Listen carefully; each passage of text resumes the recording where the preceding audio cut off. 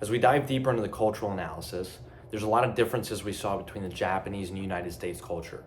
And those differences could either be headwinds or tailwinds depending on how we incorporate them into our strategy to enter the market.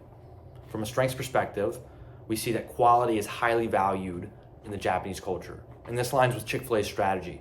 We want to portray ourselves as quality food and 100% real chicken. So this is a great tailwind for us going into the market.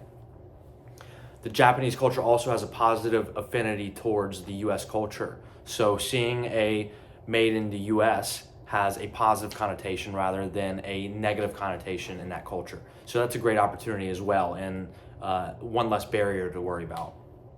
Some of the opportunities in the differences in culture is the high value placed on excellence and perfection. So this is listed as an opportunity because depending on how we take advantage of that and change the foods and the presentation and the service that we enter Japan with, this could be a great opportunity for us to meet the culture and the consumer desires in Japan and do things a little differently than we do in the United States. Japan's also very fond of mascots in marketing and promotions.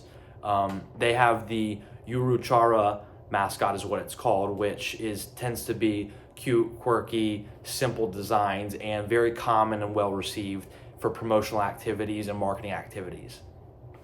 With Chick-fil-A, we have the very well-known cow that we use as a mascot in the United States, and also an opportunity to maybe adjust the presentation of that cow, but still keep the mascot and mesh between what we do in the United States and meeting the Japanese culture. So something that could potentially be well received depending on how we approach it. A weakness to consider for sure would be the restraint towards indulgence. This is very clearly associated with the long-term motivation in the Japanese culture, and something that, depending on how we position ourselves, whether a fast food restaurant or a high-quality food restaurant, could be a threat that we have to consider going into the market for sure.